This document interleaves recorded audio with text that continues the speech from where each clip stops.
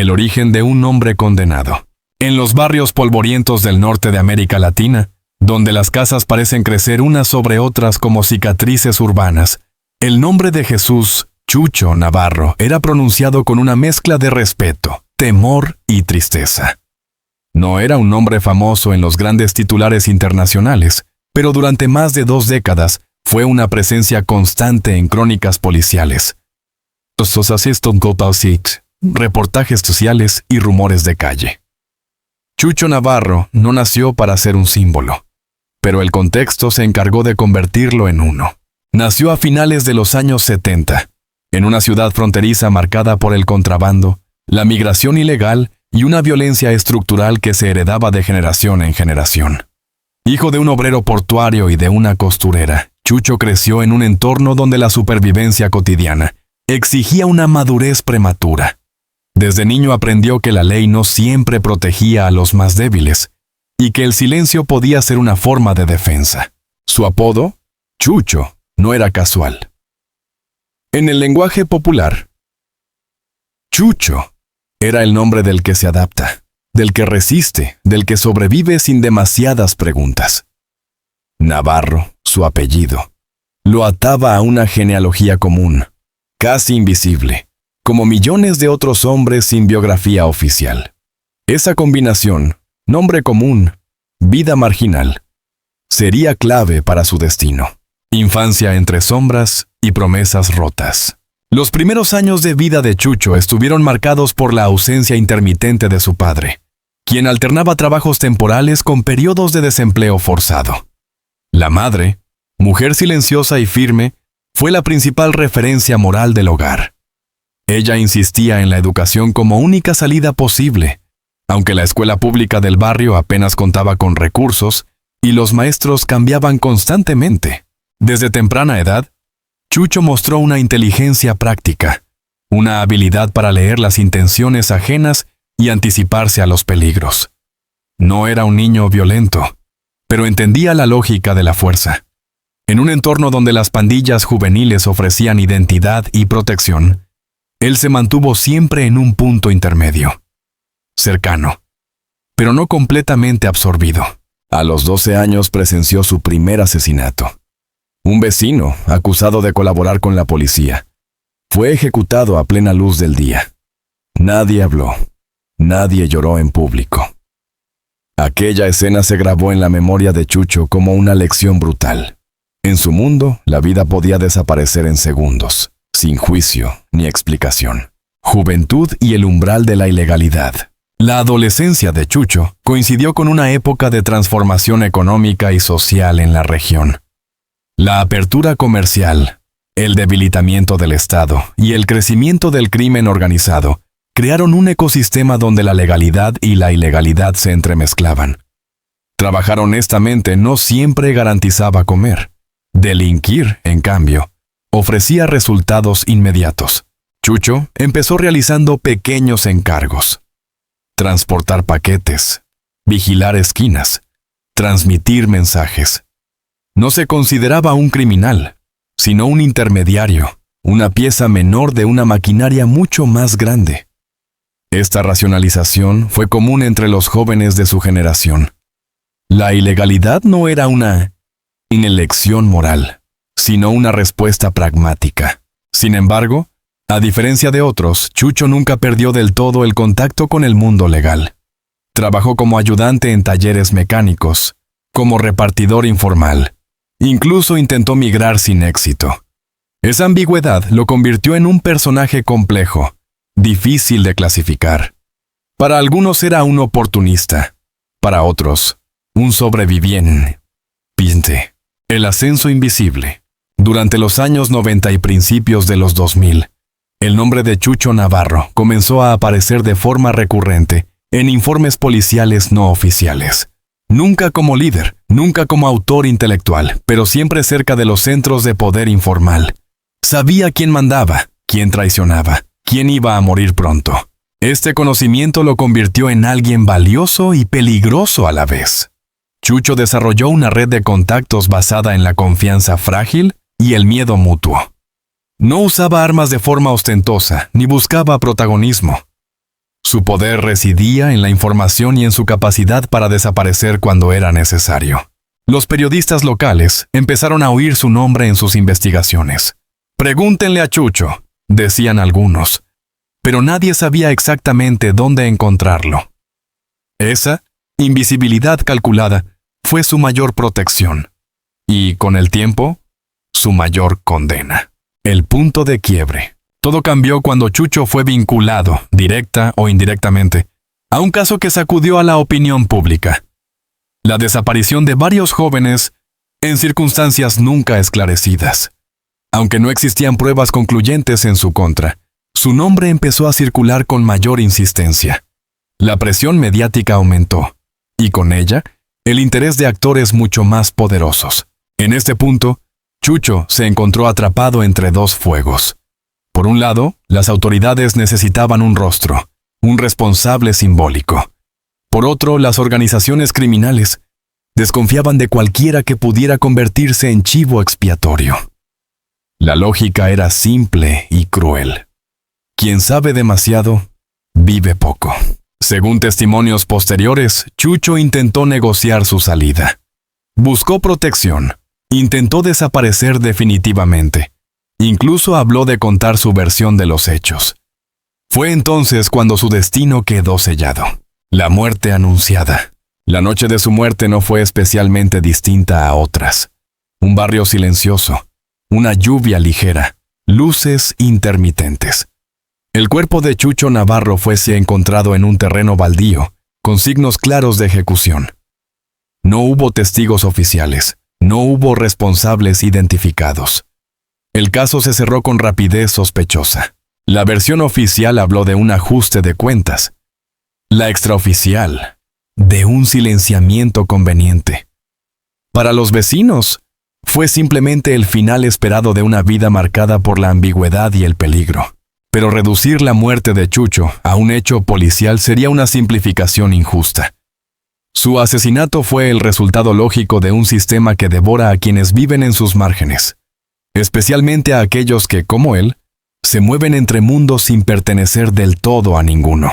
El significado de una tragedia. La vida y muerte de Chucho Navarro no deben entenderse como una historia individual aislada, sino como un espejo de una realidad mucho más amplia.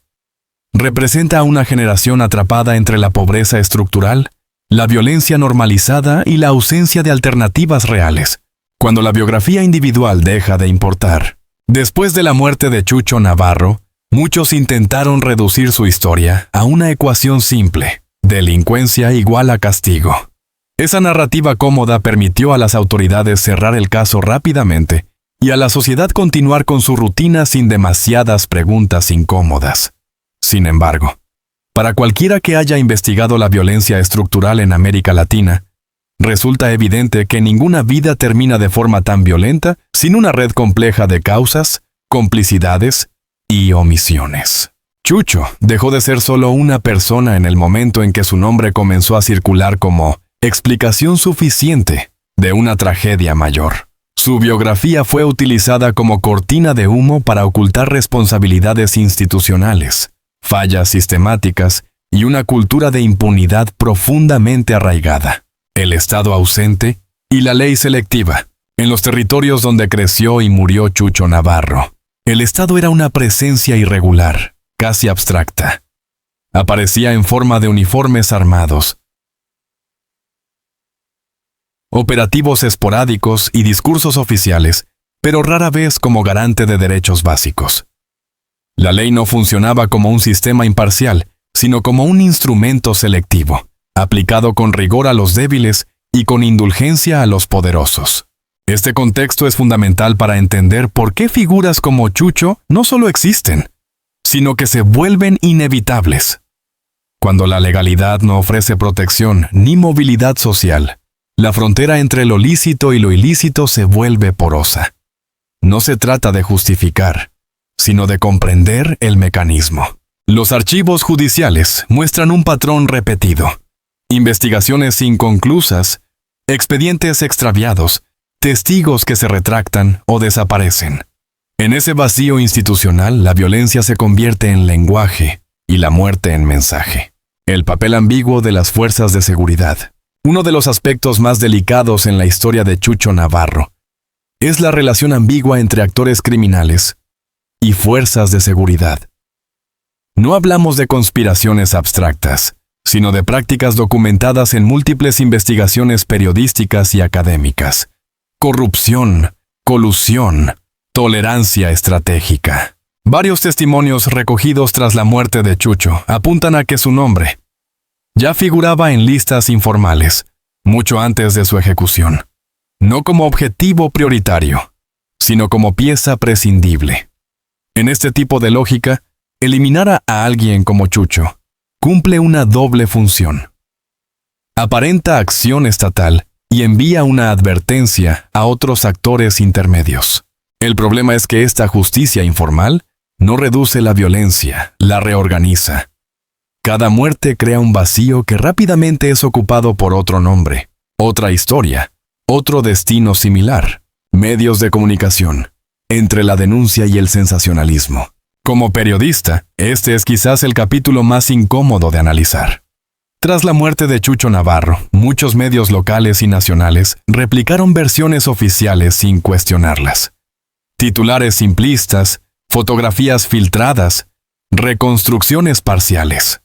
Pocos se detuvieron a investigar las causas profundas o a contextualizar su vida más allá del estigma. El silencio como forma de supervivencia. En los barrios donde Chucho creció, el silencio no es cobardía, es una estrategia de supervivencia. Hablar demasiado puede costar la vida. Este pacto tácito de silencio colectivo explica por qué, tras su muerte, casi nadie quiso declarar oficialmente, aunque todos parecían saber algo. Las entrevistas realizadas bajo condición de anonimato revelan una constante: miedo. Miedo a represalias, miedo a ser el próximo nombre en una lista invisible. Este clima convierte cualquier investigación en un ejercicio peligroso y fragmentario. El silencio, sin embargo, no es neutral. Protege a los victimarios y perpetúa el ciclo. Cada historia no contada refuerza la idea de que nada puede cambiar. Chivo expiatorio y pedagogía del terror. Desde una perspectiva sociopolítica, la muerte de Chucho Navarro cumple una función pedagógica, no en el sentido moral, sino en el disciplinario. Su ejecución envió un mensaje claro a quienes ocupan posiciones intermedias en economías ilegales. La lealtad es frágil, la protección es temporal, el final es negociable. Este uso del terror como mecanismo de control no es nuevo. Se repite en distintos países, contextos y épocas. Lo particular en el caso de Chucho es la rapidez con la que su historia fue absorbida por la normalidad violenta, como si su muerte confirmara una regla ya aceptada. Responsabilidad colectiva, una pregunta incómoda. Hablar de responsabilidad colectiva no implica culpar indiscriminadamente, sino reconocer que sistemas enteros permiten y reproducen estas tragedias. Instituciones débiles. Economías excluyentes. Culturas de violencia normalizada y medios complacientes forman un entramado que hace posible lo ocurrido. Chucho Navarro no fue asesinado solo por quienes apretaron el gatillo. Fue eliminado por un contexto que tolera la muerte como herramienta de gestión social. Mientras ese contexto no cambie, nuevas biografías ocuparán su lugar.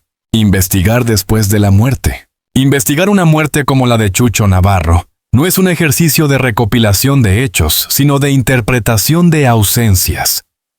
No hay demasiadas pruebas sólidas, no hay confesiones, no hay documentos concluyentes. Lo que existe son fragmentos, declaraciones parciales, contradicciones oficiales, rumores persistentes y silencios cuidadosamente administrados. Como ocurre en muchos casos similares, el expediente judicial fue cerrado con una rapidez que despertó más preguntas que respuestas. La causa de la muerte quedó establecida. Las responsabilidades no. Esa asimetría es el punto de partida de cualquier reconstrucción honesta. La escena del crimen. Lo que se ve y lo que falta. El lugar donde apareció el cuerpo de Chucho Navarro era un terreno baldío utilizado desde hacía años como vertedero informal. A simple vista, la escena parecía confirmar la versión oficial. Ejecución típica, violencia conocida, firma reconocible. Sin embargo, un análisis más detallado revela inconsistencias. No se encontraron casquillos suficientes para el tipo de arma descrita. No hubo huellas claras de lucha. El cuerpo fue movido, según indicios que nunca se incorporaron formalmente al expediente. Estos detalles, considerados menores, fueron descartados por las autoridades como irrelevantes. En periodismo de investigación, esos detalles suelen ser el núcleo de la verdad, las versiones oficiales y su fragilidad. La versión oficial se sostuvo en 3 pilares: antecedentes delictivos, ajuste de cuentas y ausencia de interés público. Cada uno de ellos merece ser cuestionado. Primero, los antecedentes. Chucho tenía vínculos con actividades ilegales. Sí, pero no figuraba como objetivo prioritario de ninguna organización relevante. Segundo, el ajuste de cuentas. ¿Con quién? ¿Por qué en ese momento? Tercero, la falta de interés público. ¿Desde cuándo la muerte violenta de un ciudadano deja de ser un asunto público? La fragilidad de esta narrativa radica en su conveniencia. Cerraba el caso sin generar costos políticos ni institucionales, testigos que no hablan. Durante meses intenté localizar a personas que habían visto a Chucho en las horas previas a su muerte. Algunos aceptaron hablar en privado. Ninguno quiso declarar oficialmente. Las historias coincidían en puntos clave. Chucho estaba nervioso, hablaba de irse, mencionaba nombres sin completar frases. Uno de los testimonios más inquietantes fue el de un hombre que aseguró haber visto un vehículo sin placas merodeando la zona días antes. Este dato nunca fue investigado. Otro habló de una llamada telefónica que Chucho recibió pocas horas antes de morir. Tampoco figura en los registros. El miedo atraviesa cada relato. No como exageración, sino como condición básica. Hipótesis en conflicto. A falta de una verdad única, emergen varias hipótesis. Ninguna puede ser confirmada plenamente, pero todas arrojan luz sobre el contexto. Hipótesis 1. Silenciamiento preventivo. Chucho sabía demasiado y estaba considerando hablar. Eliminarlo era una forma de cerrar bocas y proteger estructuras más grandes. Hipótesis 2. Sacrificio estratégico. Su muerte sirvió para reordenar jerarquías internas y enviar un mensaje disciplinario. Hipótesis 3. Error calculado. No era el objetivo principal, pero se convirtió en una víctima colateral aceptable. Lo inquietante no es que existan múltiples hipótesis, sino que ninguna haya sido investigada seriamente. Documentos que nunca aparecieron. Toda investigación se sostiene en documentos. En este caso, muchos faltan. Registros telefónicos incompletos, cámaras de seguridad fuera de servicio, informes forenses resumidos en exceso. Cada ausencia tiene una explicación técnica. Todas juntas forman un patrón. Intenté acceder a copias completas del expediente. La respuesta fue siempre la misma. Información reservada, archivos extraviados, procesos en revisión permanente. El tiempo, como siempre, juega a favor del olvido. La verdad como construcción incómoda. La verdad, en casos como el de Chucho Navarro, no es un hecho cerrado, sino una construcción incómoda que nadie quiere asumir. Requiere aceptar que la violencia no es una anomalía, sino una herramienta integrada al funcionamiento cotidiano del poder. Aceptar esa verdad implica responsabilidades, reformas, riesgos. Por eso se prefiere una versión simple, aunque falsa. Lo que queda cuando el caso se cierra. Cuando el expediente se archiva, la historia no termina. Continúa en la memoria de quienes lo conocieron, en el miedo de quienes saben demasiado, en la frustración de quienes intentaron investigar. Chucho Navarro murió una vez, pero su historia se repite cada vez que una muerte similar es explicada con las mismas palabras vacías. Investigar su caso no devuelve la vida, pero expone un sistema que sigue funcionando intacto. Cuando una muerte deja de ser noticia, el tiempo es uno de los aliados más eficaces del olvido. Pocas semanas después de la muerte de Chucho Navarro, su nombre desapareció de los titulares, nuevos crímenes ocuparon el espacio mediático, nuevas cifras sustituyeron a los rostros. La lógica informativa siguió su curso implacable. Sin embargo, el hecho de que una muerte deje de ser noticia no significa que deje de tener consecuencias. Al contrario, es en el silencio posterior donde se consolida su verdadero impacto. La normalización de la tragedia es la victoria más completa de la violencia estructural. El legado invisible de Chucho Navarro. Chucho Navarro no dejó manifiestos, grabaciones ni declaraciones finales. Su legado no es explícito ni heroico. Es un legado negativo, incómodo, compuesto por preguntas sin respuesta y por una sensación persistente de injusticia no resuelta. Representa a miles de hombres anónimos atrapados en zonas grises, utilizados como engranajes descartables en sistemas que los superan. Su historia no inspira épicas, obliga a reflexionar. Y esa reflexión es, en sí misma, una forma de resistencia. La memoria como acto político. Recordar a Chucho Navarro no significa glorificar su vida, ni justificar sus decisiones. Significa negarse a aceptar que ciertas muertes son inevitables o merecidas. En contextos de violencia crónica, la memoria se convierte en un acto político. Cada vez que una historia como la suya es contada con rigor y humanidad, se desafía la narrativa oficial que reduce a las personas a expedientes. La memoria no repara el daño, pero impide que la violencia se vuelva completamente invisible. El fracaso compartido. Sería cómodo atribuir toda la responsabilidad a actores criminales identificables. Pero esa explicación es insuficiente. La muerte de Chucho Navarro revela un fracaso compartido. Del Estado, incapaz de garantizar derechos, de las instituciones judiciales, incapaces de investigar con independencia, de los medios, muchas veces complacientes, y de una sociedad que aprende a convivir con la muerte ajena. Este fracaso no es abstracto. Tiene nombres, presupuestos, decisiones políticas y omisiones concretas. Reconocerlo es el primer paso para romper el ciclo, aunque no garantiza que se logre. Puede romperse el ciclo. La pregunta que surge inevitablemente es si historias como la de Chucho Navarro seguirán repitiéndose. La evidencia histórica sugiere que sí, mientras persistan las mismas condiciones estructurales. Desigualdad extrema, impunidad, economías ilegales integradas al tejido social y una cultura del silencio. Romper el ciclo requiere más que operativos policiales o discursos oficiales. Exige reformas profundas.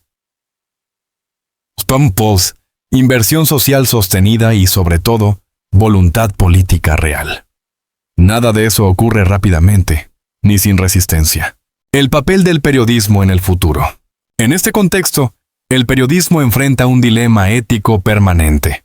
Puede limitarse a reproducir versiones oficiales y estadísticas, o puede asumir el riesgo de investigar, contextualizar y humanizar. La segunda opción no garantiza cambios inmediatos, pero sí construye memoria crítica. Contar la historia de Chucho Navarro no cambia el pasado, pero puede influir en cómo se interpretan futuras muertes, en cómo se formulan preguntas, en cómo se mide la responsabilidad. ¿Una advertencia que permanece? La vida y la muerte de Chucho Navarro funcionan como una advertencia persistente. Cuando una sociedad acepta que ciertos sectores son sacrificables, termina debilitando sus propios cimientos. La violencia no se queda confinada. Se expande, se adapta, se normaliza. Hoy fue Chucho. Mañana será otro nombre, otro barrio, otra historia contada a medias. Lo que queda por decir. Después de 15 años investigando violencia, poder y silencio, sé que no existen finales cerrados en historias como esta. Solo existen pausas narrativas. El caso de Chucho Navarro no está resuelto, está archivado, y esa diferencia lo dice todo. Mientras sigamos aceptando archivos en lugar de justicia, estadísticas en lugar de biografías, y silencio en lugar de verdad, la tragedia seguirá repitiéndose con otros nombres. Recordar a Chucho Navarro no es un acto de nostalgia. Es un acto de responsabilidad,